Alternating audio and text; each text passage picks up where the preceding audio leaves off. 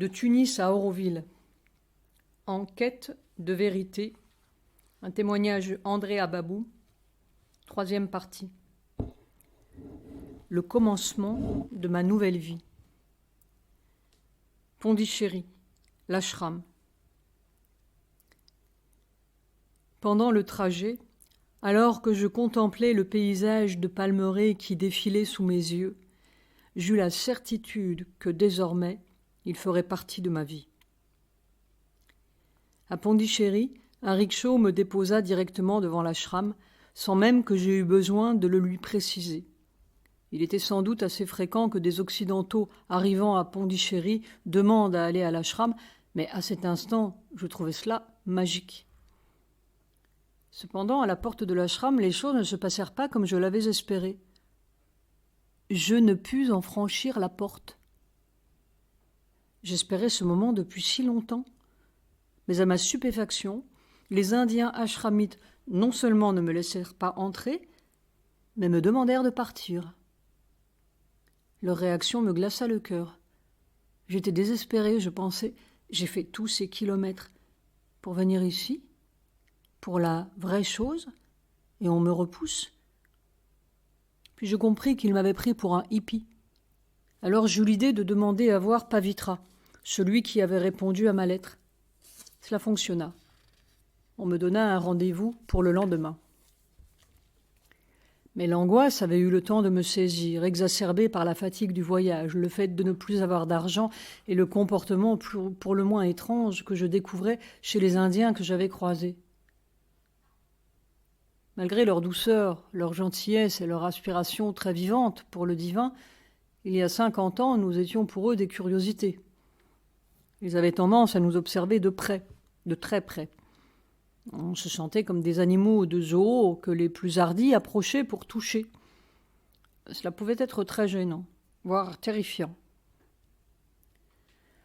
Le lendemain, quelque peu remis de mes émotions, je rencontrai Pavitra. Je le trouvais très pâle. Il était déjà malade et devait mourir quelques mois seulement après notre rencontre. Il me dit « J'ai fait un gros effort pour venir vous voir. Qu'avez-vous à me dire ?» Je lui expliquai qu'ayant reçu la brochure sur Auroville, j'étais venu pour y vivre. Lorsqu'il me demanda si j'avais de l'argent, je lui répondis que j'en avais très peu, mais que je n'étais pas un mendiant, que j'avais un métier et que je pouvais et voulais travailler à la construction de cette ville. Il parut très étonné. Pavitra ne s'occupait normalement pas des personnes qui rejoignaient Auroville, mais uniquement des disciples venus pour l'ashram et la recherche intérieure. Son étonnement s'expliquait. Dans la lettre que j'avais envoyée, je demandais à rejoindre l'ashram pour pratiquer le yoga de Sri Aurobindo. Ce n'est que lorsque j'avais reçu cette réponse miraculeuse à laquelle était jointe la brochure que j'avais découvert Auroville. En fait, ces mères, dont Pavitra était le secrétaire et à qui il lisait les lettres reçues, qui avait glissé, sans que Pavitra ne le sache, le document dans l'enveloppe. C'est donc mère qui avait pris la décision de me faire venir. Une fois la surprise passée, Pavitra me dit qu'il allait transmettre ma requête à mère et me demanda une photo. Je lui donnai une photo d'identité avec la certitude, à cet instant, que mère allait me reconnaître. Je savais qu'elle avait ce pouvoir. J'avais une très grande assurance. Je savais que j'allais être reçue. Je réalise pourtant aujourd'hui combien j'étais alors décalé et ignorant. Pavitra m'avait par exemple demandé « Vous êtes venu pour le darshan ?» Mais je ne savais absolument pas de quoi il s'agissait. Par contre, je m'étais enquis du travail de transformation dans le corps, le pensant très avancé. J'imaginais qu'il existait déjà des êtres nouveaux que je voyais très transparents. Pavitra me dit de revenir 3 jours plus tard. Et 3 jours plus tard, il m'annonçait que mère m'acceptait. Elle lui aurait fait remarquer que c'était une très grande aspiration qui m'avait fait venir. À cette nouvelle, j'éprouvais une telle joie. Ce moment où Mère m'accepta est primordial. Il a changé ma destinée. J'étais là où je devais être, auprès de celle qui avait la connaissance. Je me retrouvais, je me trouvais. Je ressentis un bien-être et une sécurité incroyables que je n'avais jamais connus auparavant, ni ne retrouverai jamais par la suite. En ce mois de décembre 1968, la mousson se terminait à Pondichéry, le temps était resplendissant et moi, j'étais au paradis, avec l'espoir d'un monde nouveau auquel j'allais participer. J'étais convié, avec d'autres, à un rendez-vous karmique. Nous allions être les témoins d'un phénomène unique, c'était fantastique. J'étais dans une gratitude immense vis-à-vis de Mère. Sur le plan spirituel, le fait qu'elle m'accepte, c'était énorme. Comme beaucoup, je m'étais installée à la guest house du parc à charbon, situé tout près du port. Avant que l'ashram ne rachète cet endroit pour y installer des dortoirs, on y entreposait du charbon, d'où le nom. Le bâtiment, aux toitures de tuiles énormes, était séparé de la mer par un gazon. Le confort y était plus que rudimentaire, les pièces y étaient immenses et sans cloison, c'était en réalité d'imposants dortoirs contenant une 50aine de lits. Ceux-ci, très ingrats, ressemblaient à des cercueils ou pour le moins à des boîtes, sur le côté desquelles se trouvait une petite porte qui ouvrait sur un espace de rangement où l'on pouvait déposer nos effets personnels avant de la cadenasser. Ce lieu était réservé aux personnes qui avaient peu de moyens. De nombreux disciples de Calcutta vivaient là, ainsi qu'un nombre important de hippies, mais la vibration était très belle. Les Indiens étaient tous entièrement vêtus de blanc et munis de transistors qu'ils écoutaient à plein volume. Malgré des conditions de vie matérielle pas vraiment idéales, je vécus là la période la plus heureuse de ma vie. J'étais là où je devais être. Tout était simplement parfait pour moi. J'étais euphorique et empli d'une certitude, la certitude de ma destinée. Première rencontre. C'est dans ce lieu que j'ai fait la connaissance des premières personnes avec lesquelles j'ai sympathisé. Tous étaient français. Nous nous regroupions beaucoup par nationalité. Nous autres, Frenchies, étions peu à parler correctement anglais à cette époque. Aussi nous reconnaissions nous et nous retrouvions nous à travers la langue. Ma première rencontre fut avec Jean Legrand. Il était venu rejoindre son frère Pierre. Plus tard, alors que je quittais Pondichéry pour m'installer à Orville, Jean y resta pour enseigner à l'école de l'ashram. Toutefois, après toutes ces années, chaque fois que nous nous croisons, Jean et moi, quelque chose nous relie. Quelque chose qui vient de ces premiers pas partagés ensemble, il y a plus de 50 ans. C'était une expérience inoubliable. Nous tous qui arrivions, savions que rien n'était d'anodin, que nous étions là pour quelque chose d'extraordinaire, que nous n'étions pas de passage, même si pour certains ce fut le cas. Mais ceux-là n'avaient pas été appelés, ils se retrouvaient là par hasard. Pondichéry n'était qu'une étape sur leur itinéraire de voyage. N'étant pas en recherche spirituelle, ils étaient très critiques, tant vis-à-vis de l'ashram que d'Auroville.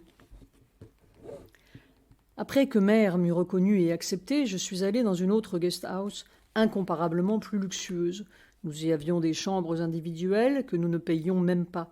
Nous prenions nos repas au dining hall de l'ashram en échange de tickets que l'on nous donnait. Tout cela était tellement nouveau pour moi.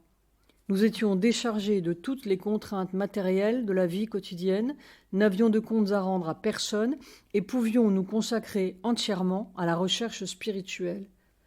Quelle liberté! En même temps, je trouvais cela tout à fait normal. C'était ainsi que la vie devait être, c'était ainsi que nous aurions dû tous pouvoir vivre.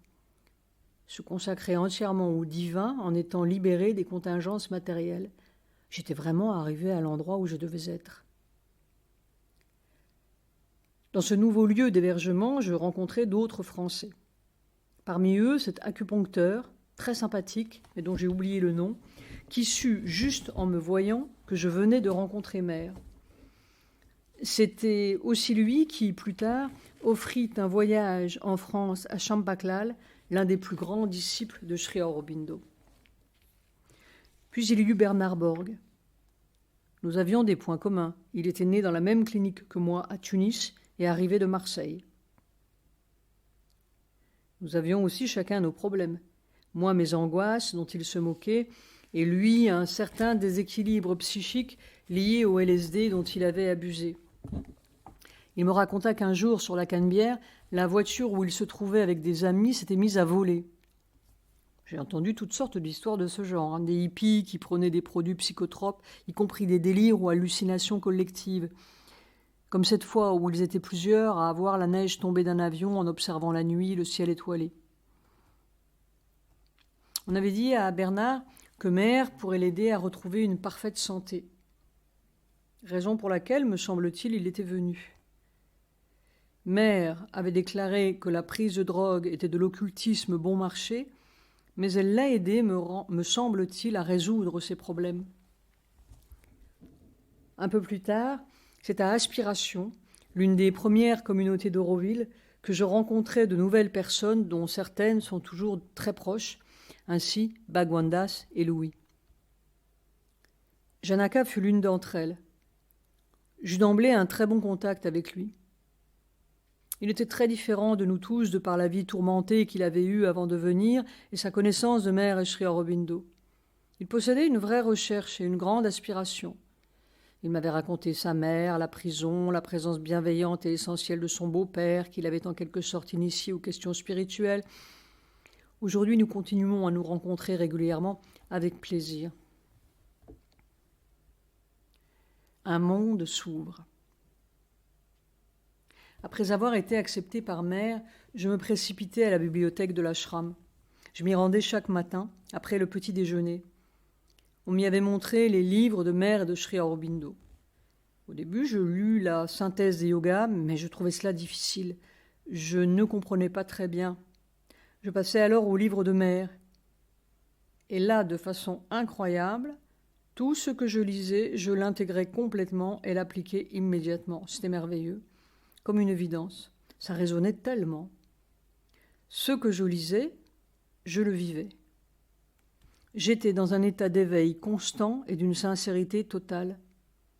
Je parvenais à rejeter tout ce qui était en contradiction avec cette aspiration, tout ce qui formait comme une ombre à l'intérieur du cœur. Et ces rejets m'amenaient à une foi de plus en plus grande, un amour du divin, une joie incroyable. L'acceptation de cette vérité qui était comme une flamme et le rejet de tout ce qui s'y opposait dura 1 mois environ et me conduisit à faire l'expérience du parc à charbon, dont je parlerai un peu plus tard. Cette flamme dans le cœur devenait de plus en plus forte. Je la sentais même la nuit, elle m'embrasait durant mon sommeil. J'étais conscient de la présence du divin dans mon cœur.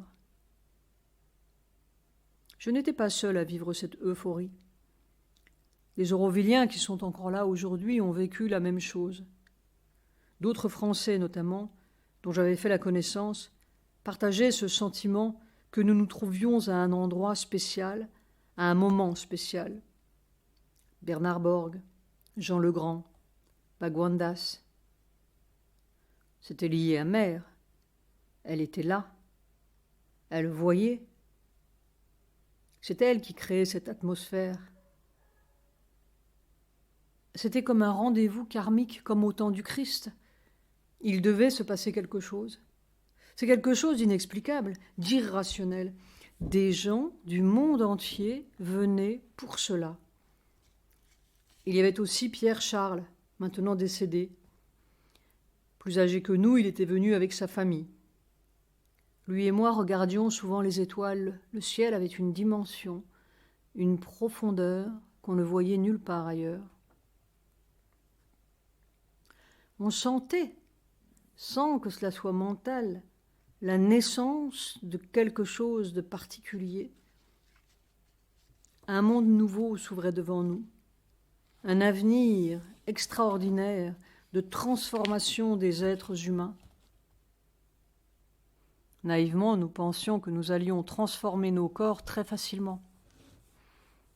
Informés, Mère nous fit savoir ce que nous imaginions était exagérément prétentieux.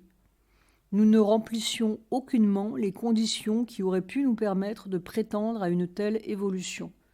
Nous étions des êtres tout à fait ordinaires et si loin de cette vérité. Nous étions à la fois très arrogants et bien naïfs. D'ailleurs, lorsqu'à mon arrivée, j'avais interrogé Pavitra sur la transformation, il avait posé sur moi un regard plein de compassion qui sous-entendait « Tu ne réalises pas combien cela va être difficile. Tu ne sais pas ce qui t'attend. » Pavitra était l'un des plus proches disciples de Sri Aurobindo. Il était conscient de ces cellules, mais Mère ne le sut qu'au moment de son départ. Elle raconte dans les agendas que les cellules du corps de Pavitra se joignirent aux siennes à l'instant où il quittait son corps. C'était un être très évolué. Cette situation m'a toujours étonnée. Je ne comprends pas. Pour moi, Mère savait tout. Qu'elle n'ait pas su que Pavitra avait atteint ce degré de connaissance-là, ça me paraît incroyable. Il est parfois difficile de comprendre le monde spirituel. Dans le livre de Yogananda que j'avais lu, il disait quelque chose qui m'avait beaucoup impressionné. Il disait que parfois le divin avait un tel respect pour ses disciples qu'il n'intervenait pas, ne se mêlait pas de leur vie privée. Peut-être que la mort de Pavitra permettait à Mère de découvrir son degré de connaissance alors qu'il ne lui avait pas été permis de le savoir avant. Je ne sais pas. Beaucoup de choses m'étonnent encore. C'est comme une indiscrétion du divin. Et en même temps, le divin sait tout. Alors, ma lettre est la réponse de Mère. Pendant toute une période, j'ai vécu une liberté incroyable. J'étais prise en charge, nourrie, logée, habillée, blanchie. On ne me demandait rien, on ne nous demandait rien. Nous étions libres de faire ce que nous voulions. C'était un état d'esprit très particulier, un projet très particulier, le projet du divin. On allait dans les bibliothèques pour des livres qui n'étaient pas encore publiés en France. Je découvris les entretiens de Mère. Je dévorais tous ces livres. Puis je sentis qu'il fallait que j'écrive à Mère. Je ne savais pas si je devais rester à l'ashram ou aller à Auroville. Dans cette lettre, je m'épanchais sur ce que j'avais vécu en France. Je lui racontais mes souffrances, les misères matérielles que j'avais connues. En fait, je me plaignais beaucoup de cet Occident que je ne supportais pas, de la France en particulier. Mère me répondit. Une réponse très brève. Va travailler avec Roger Anger.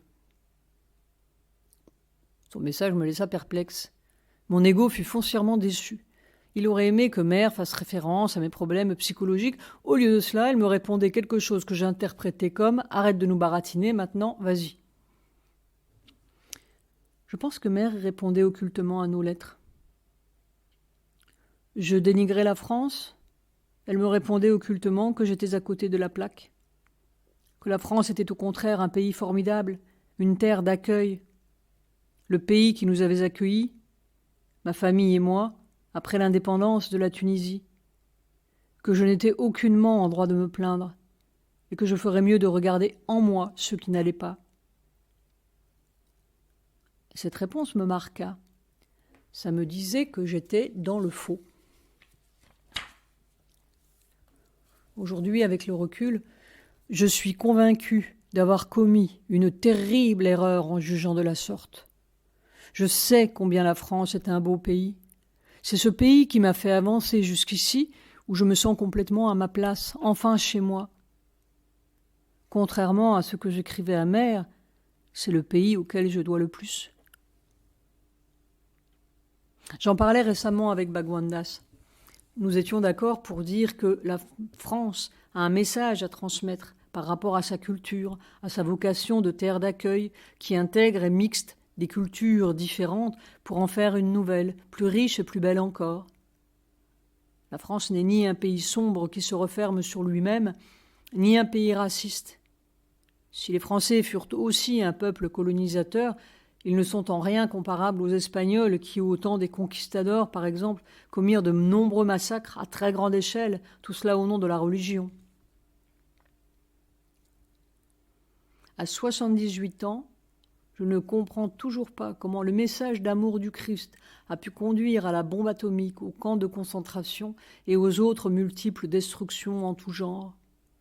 Sans parler bien avant cela des croisades, de l'Inquisition et d'autres atrocités encore, comme le génocide des peuples autochtones dans les Amériques. Quelque chose m'échappe vraiment. Jésus-Christ prônait la simplicité. Le Vatican qui le représente est d'une complexité, d'une arrogance, d'une opulence. On dirait que parfois les choses se concrétisent à l'opposé de leur essence même. Nous sommes bien entendu nombreux ici à Auroville à ressentir cette négativité de la religion, de toutes les religions, et à refuser d'avoir quelque lien que ce soit avec n'importe laquelle d'entre elles. Ce qui était nouveau pour nous tous à notre arrivée ici, c'est que l'on nous proposait de travailler pour accéder au divin, à l'homme nouveau et à la transformation du monde, de la matière, du corps. Certains d'entre nous n'avaient jamais entendu parler du travail de Sri Aurobindo et de Mère. Ils en eurent souvent à la révélation avec la découverte de l'ashram, mais aussi parfois en d'autres occasions.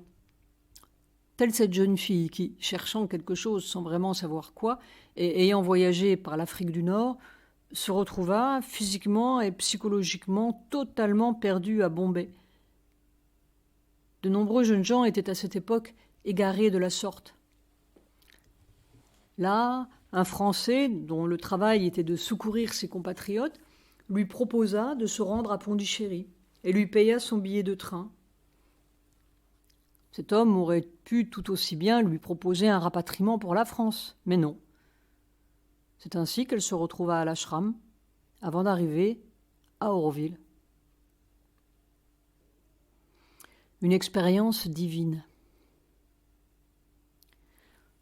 J'eus l'expérience de l'être psychique au début de mon séjour à Pondichéry. C'était un peu similaire à ce que j'avais vécu enfant dans la maison de ma grand-mère. Enfant, on trouve cela normal, naturel, il n'y a aucune analyse, on croit que toute la vie est comme cela. Cette fois, l'expérience fut tout à fait consciente et finalement infiniment plus forte que lorsque j'étais tout petit. On entre dans la perception de tout, des objets, de la nature, avec un sens profond de tout ce que l'on pénètre, comme un symbole vivant de chaque chose. C'était avant de voir Mère. J'étais assis sur le gazon du parc à charbon face à la mer. Je faisais des exercices de pranayama. Soudain, je vécus un retournement de conscience.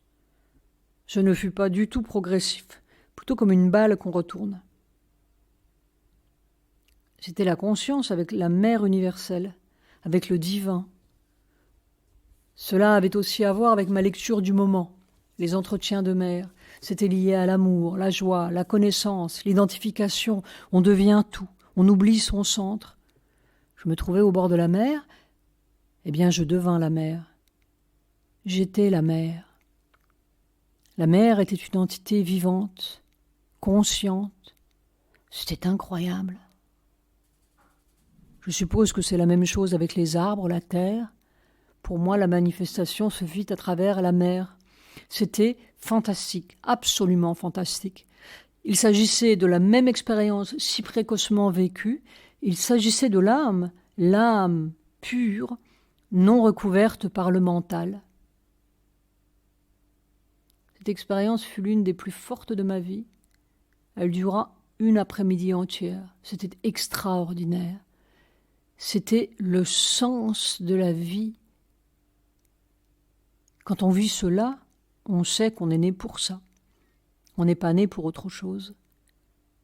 On n'est pas né pour aller à l'école et essayer d'apprendre tous ces trucs qu'on veut nous enfoncer dans la tête. On ne le sait pas, mais on est né pour cette chose merveilleuse, où l'on se situe hors du temps, où l'on sait que l'on a toujours existé, que l'on existera toujours dans la joie et la connaissance, identifié avec le tout, dans un amour avec tout. C'était un cadeau d'une richesse indicible. L'unification au divin. Le yoga de Sri Aurobindo commence à partir de cela, avec cette lumière qui éclaire le mental, le vital et le corps.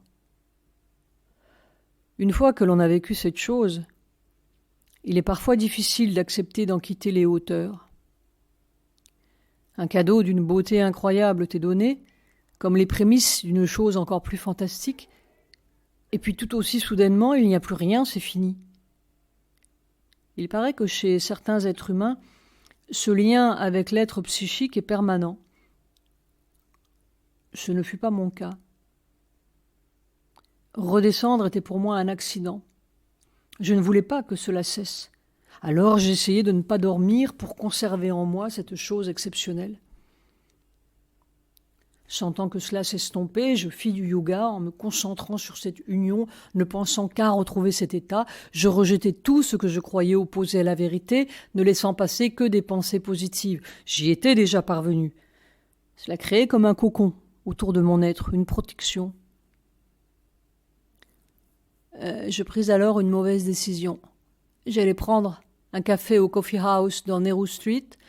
Je m'attablais avec des Français. Un autre gars arriva. Il avait une vibration extrêmement sombre et négative. Je n'ai pas pu la repousser. Je me retrouvais alors dans la rue, envahi et attaqué par ces forces adverses qui me disaient « Mais qu'est-ce que tu fais là? Tu te trompes. Il faut que tu prennes un billet d'avion, que tu repartes. » J'étais bouleversé, complètement perdu. Je réussis à aller jusqu'au samadhi. Là, je me concentrai et sentis la présence de Sri Aurobindo et sa voix qui me disait « Ne t'inquiète pas, tout va bien, le divin est positif. » Ces paroles me permirent d'éloigner l'attaque et de me recentrer. J'avais fait une énorme erreur. Je n'étais pas prêt. Quand on est dans un état de sensibilité comme celui où je me trouvais après l'expérience de l'être psychique, on ne sort pas, on ne va pas dans un café. C'était d'une immaturité incroyable. Bien entendu, j'avais totalement perdu l'expérience. Quelques jours plus tard, l'ego se rendit compte de l'importance et de la magnificence de ce qui avait été vécu, et le récupéra à son profit. C'était quelque chose de tellement fort, de si puissant.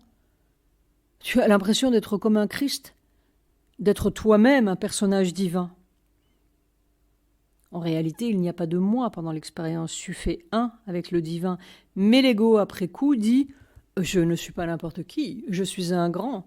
Il n'est pas donné à tout le monde de vivre ce genre d'expérience. » Puis tu réalises le tour joué par l'ego et tu redeviens tout petit. Tu te rends compte que tu commençais à dérailler. J'appris vraiment à cette occasion la puissance de l'ego et la nécessité absolue de rester humble et sincère.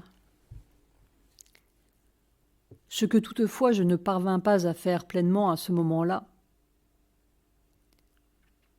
En effet, je ne voulais toujours pas aller voir mère. J'avais encore l'ambition de revivre quelque chose d'identique, de me présenter à elle comme un bon, entre guillemets, disciple, quelqu'un qui avait déjà fait du chemin, vécu des expériences fortes et fantastiques. C'est pour cette raison que je tardais tant à la rencontrer.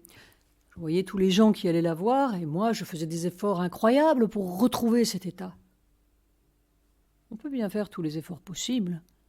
Tant que l'ego n'est pas en sourdine, rien ne se passe.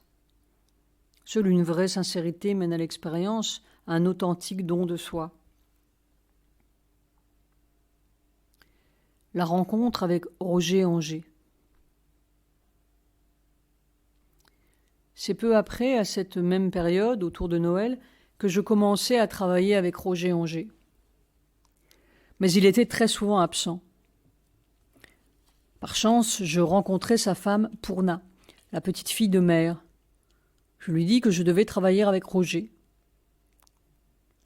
Peu après, je méditais à l'ashram au samadhi quand je croisai Poorna accompagnée de Roger. Elle nous présenta. J'expliquai à Roger que Mère m'avait conseillé de travailler avec lui. Il fut très aimable.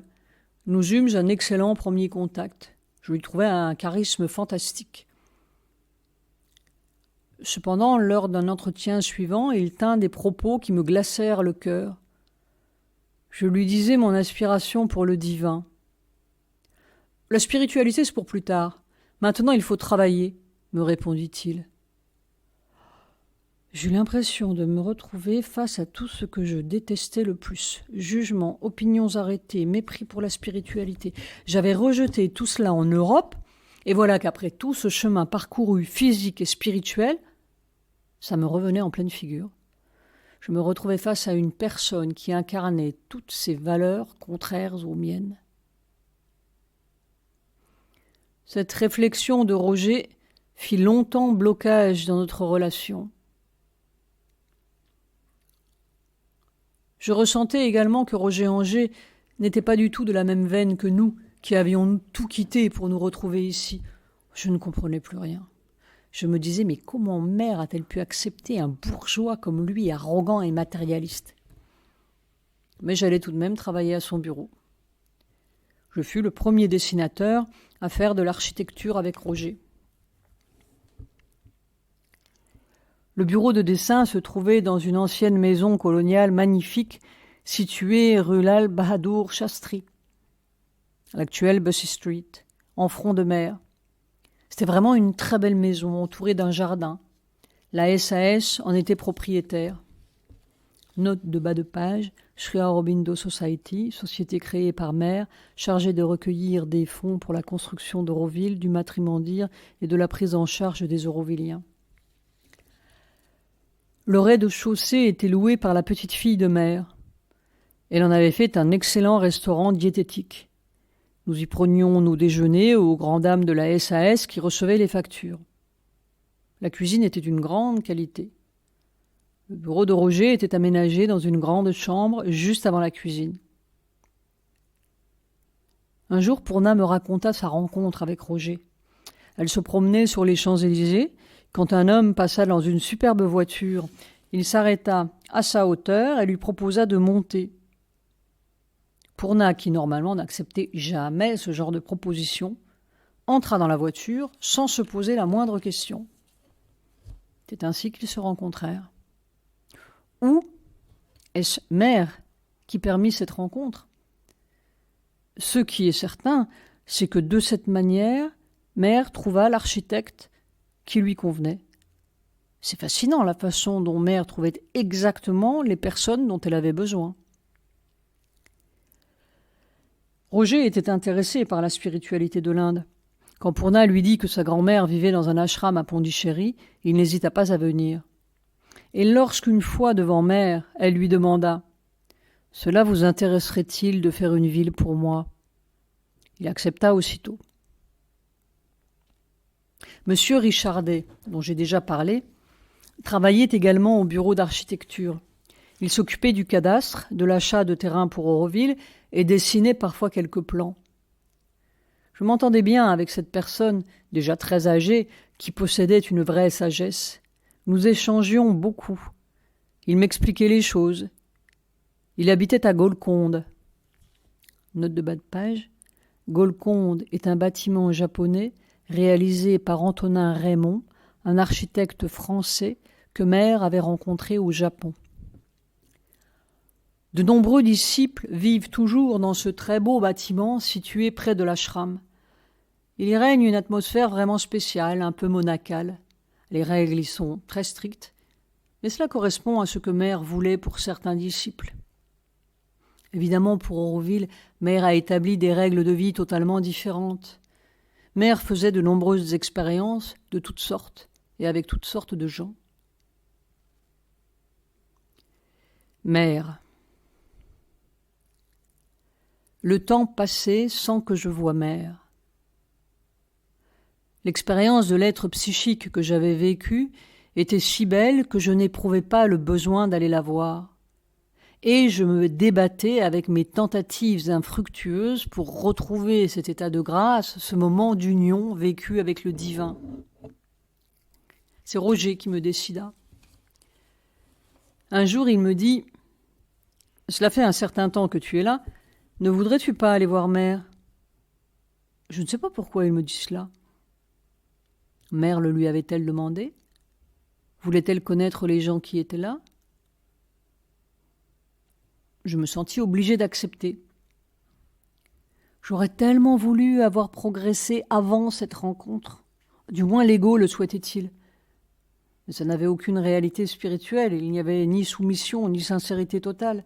C'est incroyable comme les forces négatives empêchent l'accès à la spiritualité. Roger organisa la visite et nous nous rendîmes à l'ashram.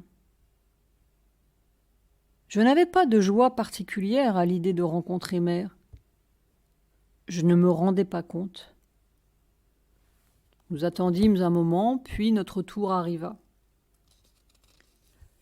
Roger m'accompagne alors jusqu'à la porte. J'entre seul dans la chambre. Je reçois un vrai choc lorsque je vois Mère. Elle est de 3/4 profil et elle est si vieille. Je vois une vieille femme, toute courbée, toute ridée, les yeux un peu fermés. Je me dis, mais ce n'est pas possible. Il ne peut pas y avoir la conscience dans un corps comme celui-là. Elle doit être complètement sénile. J'avais apporté une rose pour la lui donner. Je me mets en face d'elle et lui tends la rose, prêt à repartir, pensant que je n'ai rien d'autre à attendre de cette visite. Je pense aussi, j'espère qu'il y aura quelqu'un pour la remplacer. C'est dire mon ignorance, mon arrogance.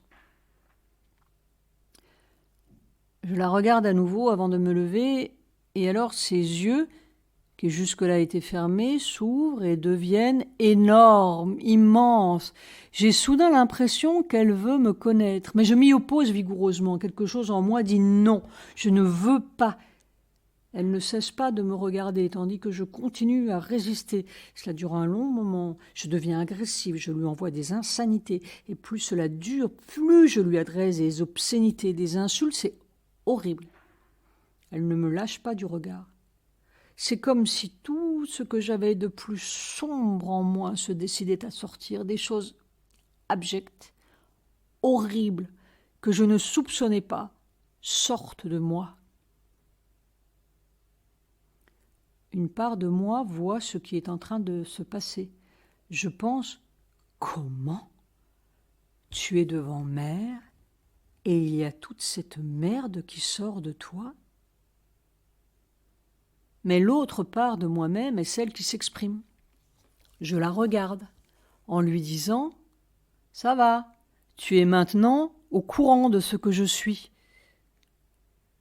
À cet instant seulement, quelque chose lâche en moi. J'abandonne. Alors elle fait comme un claquement de doigts. Pas physiquement, bien sûr, dans le plan occulte. Tout se passe sur le plan occulte, absolument aucune parole n'est prononcée. Quand ensuite je la regarde, elle a totalement changé. Face à moi, elle est une adolescente d'une extrême beauté, d'une beauté divine. C'est magique, et je baigne dans cette atmosphère merveilleuse. Une lumière blanche émane d'elle et l'entoure. Je suis également enveloppée dans ce bain de lumière.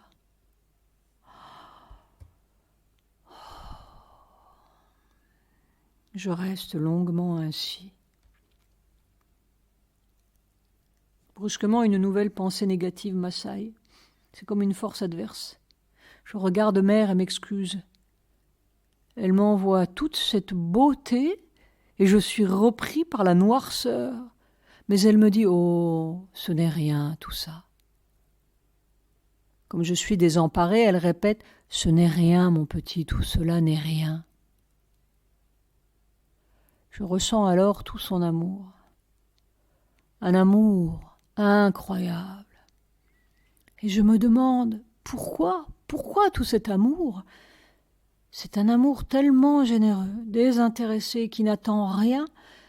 Je suis complètement bouleversée. Je sais que c'est le divin. Elle me dit « Oui, c'est le divin. » Je me concentre de nouveau, et de mon être sort un amour immense pour elle. Je suis émerveillée. Quelque chose a encore changé dans l'apparence de son visage.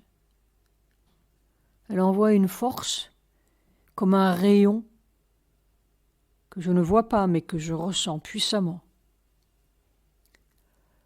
L'instant se prolonge longuement. Je reçois sa lumière et sa force. Puis le doute réapparaît une fois encore. Je me demande ce que je fais là. Je crois vivre une illusion. N'ayant cessé de me regarder, elle me tend une rose.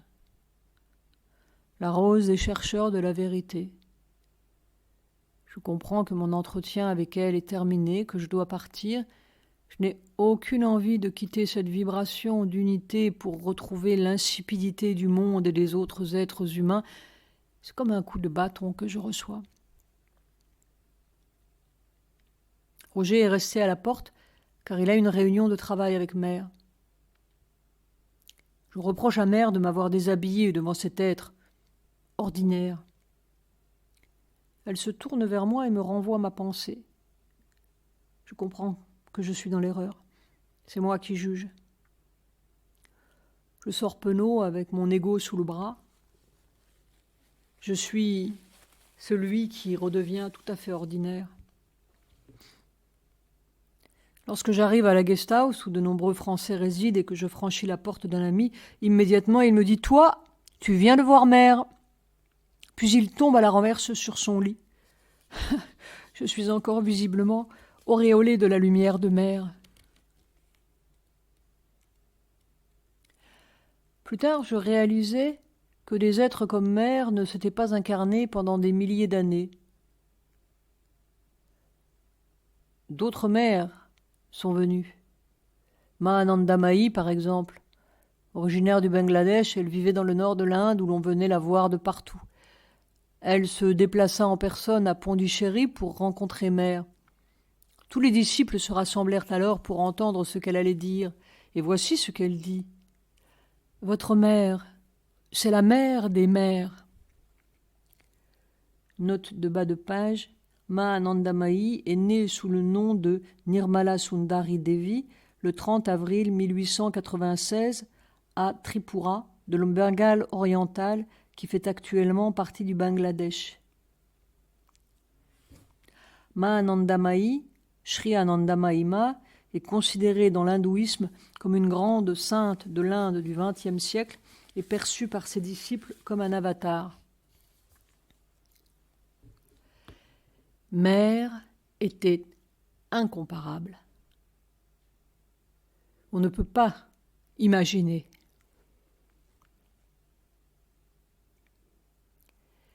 Travail et amitié. Comme beaucoup d'autres, je venais travailler tous les jours à vélo à Pondichéry. Cela constituait notre sport quotidien. Le soir, Roger m'invitait à dîner chez lui. J'avais un appétit féroce, contrairement à lui qui mangeait très peu. Cela me gênait. Sa maison magnifique se situait sur le cours Chabrol. Roger voyait Mère 2 à 3 fois par semaine. Je bénéficiais indirectement de ses entretiens avec elle. J'étais étonnée car il ne s'agissait pas de moments de méditation comme je l'imaginais, mais de vraies réalisations. Le projet de la ville était très concret et pratique. Il était question de sport, de port de plaisance. Cette découverte m'ouvrit les yeux et changea mon point de vue sur notre travail. Roger avait un sens de la perfection qui lui faisait sans cesse repousser les limites. Ce n'est pas un vain mot, je le voyais à l'œuvre. Quant à son sens de la beauté, c'était extraordinaire. Les projets sur lesquels j'avais travaillé en France, parfois bons, n'étaient aucunement comparables à ceux que réalisait Roger. Il n'en avait ni la classe ni la beauté artistique. Le Corbusier était un maître, bien sûr, mais de mon point de vue, Roger avait une conception plus chaude, plus chaleureuse de l'architecture. Il a insufflé dans son travail quelque chose de très méditerranéen. Ayant travaillé sur les écoles d'Auroville, il rentra de Paris avec une maquette pour l'As School. Il nous demanda, à Delphine et moi, d'en dessiner les plans.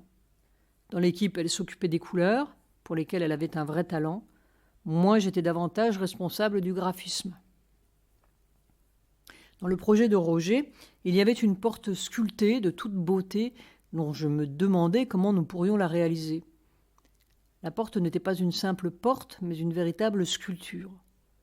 Par ailleurs, l'amphithéâtre devait être entièrement recouvert de mosaïques, dont Roger était un grand spécialiste. C'était magnifique.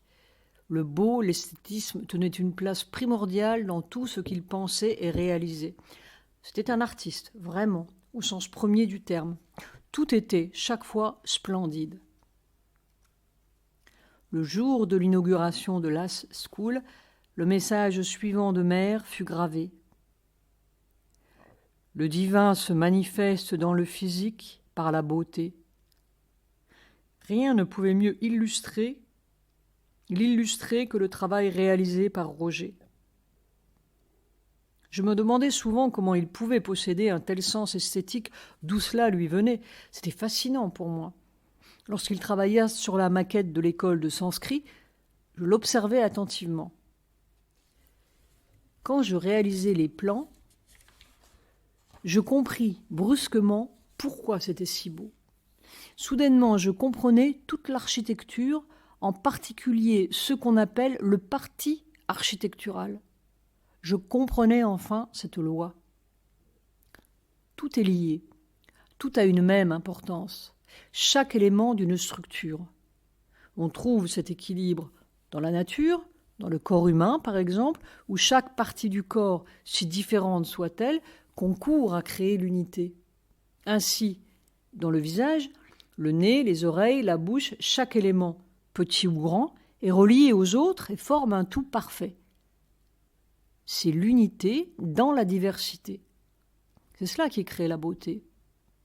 Ainsi, dans n'importe quelle construction, chaque élément doit être considéré, pensé et construit avec cette même exigence esthétique. La cheminée comme la gouttière, la porte du garage comme les fenêtres de la cuisine. Si l'on parvient à trouver cette unité lorsqu'on travaille à un projet architectural, alors on crée la beauté. Sans elle, n'importe quelle construction est un échec. À partir de ce moment-là, je pus faire un peu d'architecture. J'appris tellement avec Roger. Nous travaillions ensemble et notre relation était très fraternelle.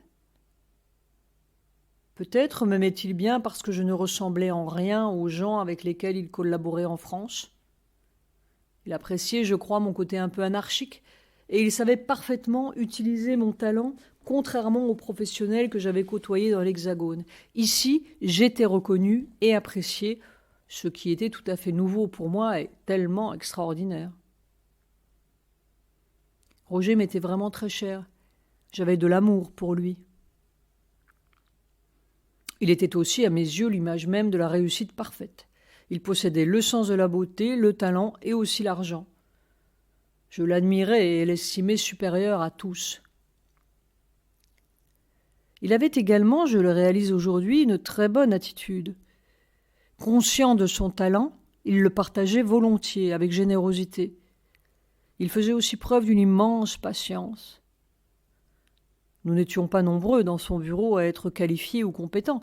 Il nous a formés, il nous a tout enseigné. Sa patience et sa gentillesse étaient vraiment exceptionnelles. Il revenait de ses entretiens avec Mère, la rose qu'elle lui avait donnée en boutonnière ou dans sa poche, puis il allait de table en table, nous expliquant ce qui était bien, ce qui devait être modifié, amélioré. Il nous communiquait quelque chose d'extraordinaire. Il était l'instrument de Mère. Et en même temps, il avait des idées très précises, en particulier sur la beauté, ce à quoi d'autres architectes d'Auroville étaient peu sensibles. Ceux-ci l'appréciaient d'ailleurs peu et le critiquaient beaucoup. Comme on m'associait à lui, me considérant son fan, ces mêmes personnes me détestaient. Mais Roger était notre maître. Il avait été choisi par Mère. J'ai une anecdote assez amusante à propos de ce groupe de mécontents. Ils avaient fait venir un urbaniste anglais afin d'obtenir un avis professionnel différent sur les plans d'Auroville. Ce dernier vint nous rencontrer à Aspiration pour nous présenter sa conception de la ville. Nous étions dans la salle à manger.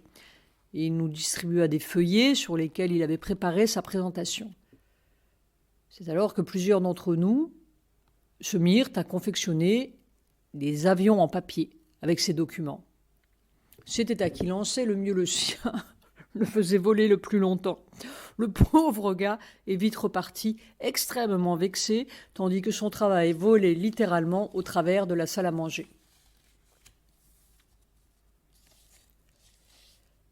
Amour et chaos. J'étais très amoureux de Delphine. C'était juste après mon expérience de l'être psychique et la rencontre avec Mère. Du jour au lendemain, je me retrouvais follement amoureux. Assez rapidement, Delphine voulut venir vivre avec moi dans ma hutte. Quelque chose, à ce moment-là, me dit non. J'entendis réellement dans mon oreille non. Mais je n'écoutais pas cette voix.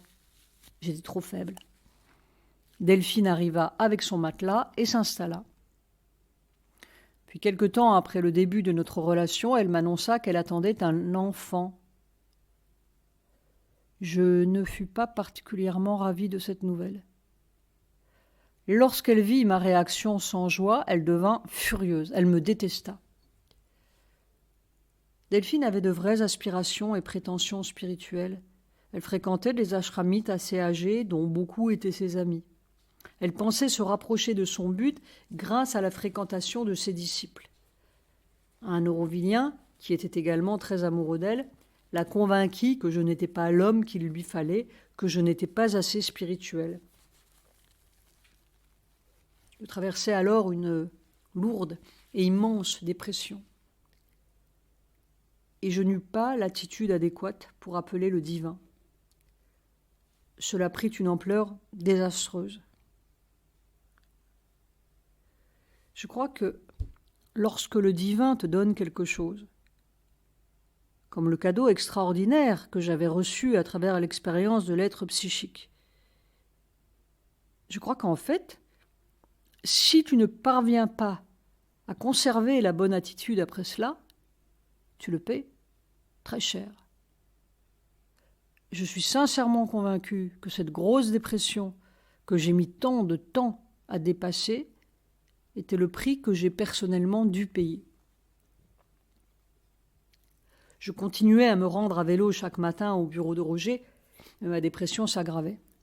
Roger, qui était mon ami et me connaissait bien, se souciait de me voir ainsi et essayait de m'aider. En réalité, ce qui fonctionne dans le monde ordinaire ne fonctionne plus lorsqu'on fait le yoga. Le réconfort que l'on apporte à un ami qui va mal, à l'aide de paroles, de propositions bienveillantes comme « viens, on va boire un coup », ne reste pas seul, on va sortir, etc. Tout cela ne fonctionne plus. Lorsqu'on fait le yoga, il n'y a pas d'autre solution que de plonger en soi et d'aller tout au fond, seul. C'est l'unique voie pour résoudre ces problèmes. Aucun copain ne peut rien pour toi. Tu es le seul à pouvoir agir. Je voulus écrire à Mère. Je pris de quoi écrire, mais je n'ai jamais pu. Je me sentais si nulle. Je me disais, mais qu'est-ce que tu vas embêter Mère avec tes petits problèmes ? J'aurais dû appeler le divin. Au lieu de quoi, je m'enfonçais dans un terrible sentiment de culpabilité. Si j'avais pu lui écrire, cela m'aurait aidé. J'en suis sûre. Le fait même de lui écrire. Mais la culpabilité me rendait insincère. Je n'y parvenais pas. Une force négative s'était emparée de moi et m'empêchait. C'était comme un mantra qui se répétait sans cesse, affreusement négatif. Ça me prenait au niveau du premier chakra de la Shakti. J'étais extrêmement mal. J'eus la vision, dans un demi-sommeil, de ce mantra qui me détruisait et se répétait encore et encore. Tu as eu l'occasion de progresser, tu ne l'as pas saisi, tu es nul, tu es nul, tu es... J'étais dans ma chambre, dans ce demi-sommeil. Je voyais des chevaux qui me martelaient avec leurs sabots au niveau du chakra inférieur. J'étais totalement écrasée sous leur poids. Je souffrais terriblement et ça prenait une ampleur effroyable. Roger ne pouvait rien faire. Ni lui, ni personne. J'étais malheureux à un point. Puis vint le moment où je ne pus plus du tout travailler.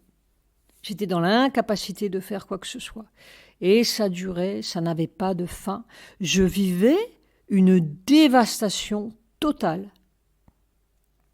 Il me devint également impossible de rester à Aspiration où Delphine vivait toujours. Je crus devenir fou.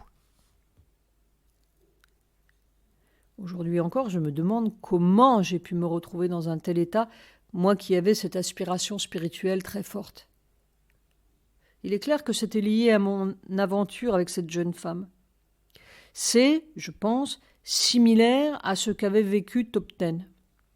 Lorsque tu reçois un cadeau du divin, tu te dois d'avoir une attitude exemplaire. Tu ne peux pas faire n'importe quoi. J'avais clairement entendu ce non qui me mettait en garde sur la voie que je prenais en acceptant que Delphine s'installe avec moi. Mais je ne l'ai pas écouté. Quand on est jeune, on n'a pas d'expérience spirituelle. Je suis tombée dans le piège. Nous étions en 1971. C'était la saison chaude et la période où Mère parlait de ses expériences dans le corps.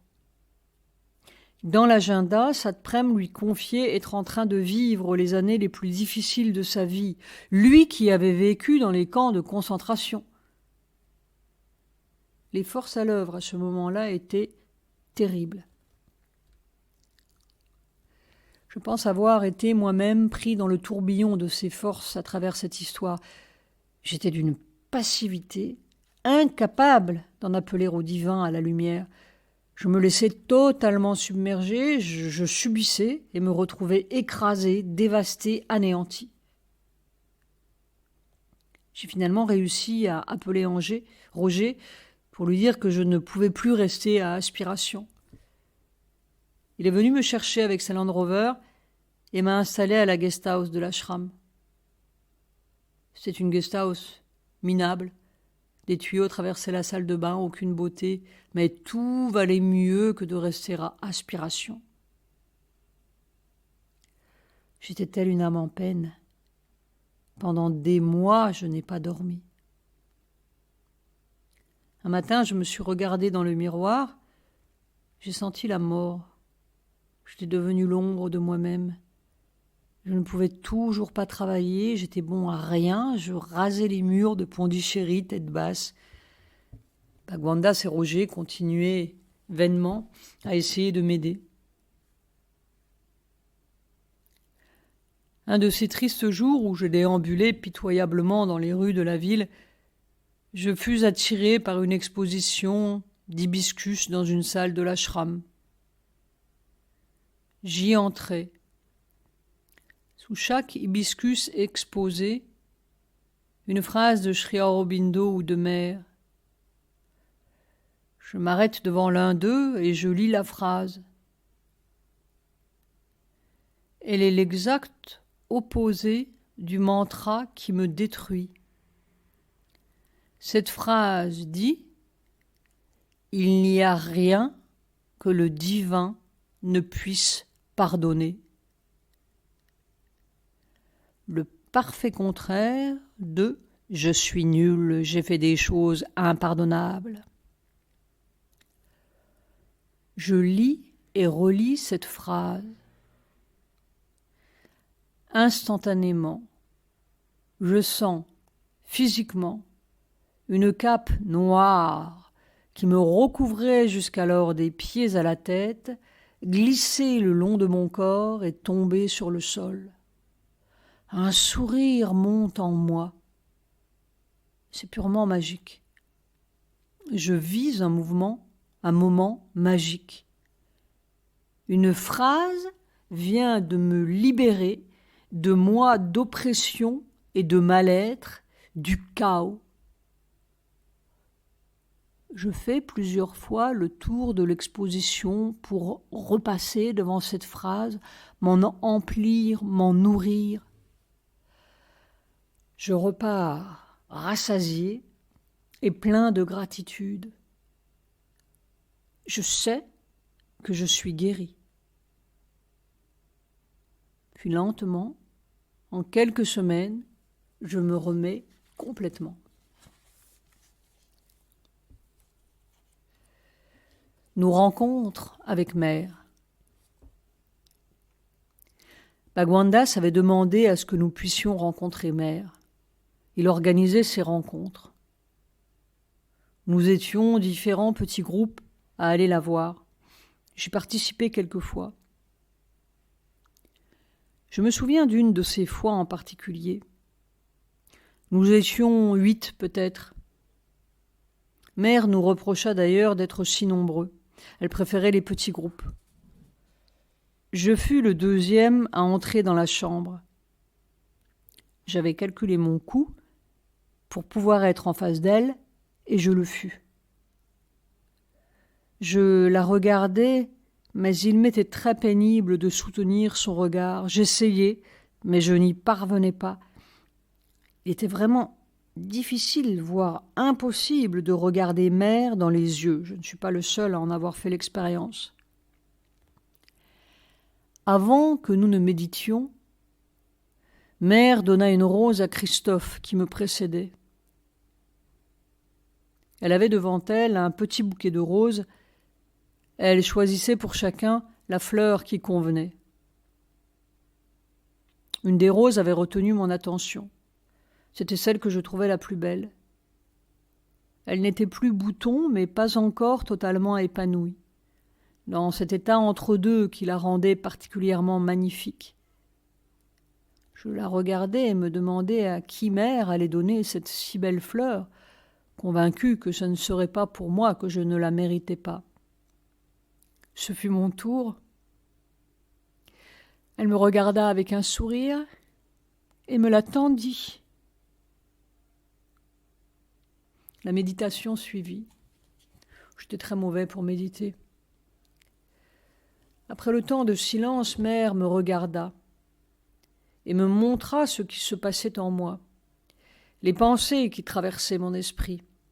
Tout ce qui était insensé m'encombrait et m'empêchait de méditer. Je me sentis très nul. Elle nous dit que nous faisions du bruit, plein de bruit, trop de bruit. Nous n'étions pas très brillants face à elle. D'autres groupes la rencontraient pour lui poser des questions. Un jour, au cours d'une de ces séances, Mère s'adressa à un ami hollandais, d'une voix si forte que toute la salle en trembla. Elle lui demanda « Est-ce que vous lisez Sri Aurobindo et Mère ?»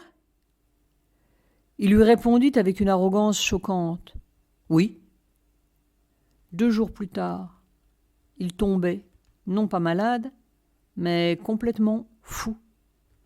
À l'aide d'une barre de fer, il cassait tous les portraits de Mère et Sri Aurobindo à aspiration. Il avait soudainement et complètement perdu le contrôle de lui-même. 2 autres aurovilliens l'accompagnèrent à Bangalore, dans un hôpital psychiatrique où il fut interné. La façon dont par la suite nous comprîmes ce qui lui était arrivé, c'est qu'il avait tenté de tirer la force sur lui. Dans la pratique du yoga, on ne doit jamais tirer sur cette force. C'est ce qui créa un grand déséquilibre chez ce garçon que tout le monde du reste appréciait beaucoup. Nous ne nous étions pas aperçus que quelque chose dans son attitude n'était pas juste. Il évoluait dans le plan vital, s'y était englué. Cela n'avait pas échappé à Mère.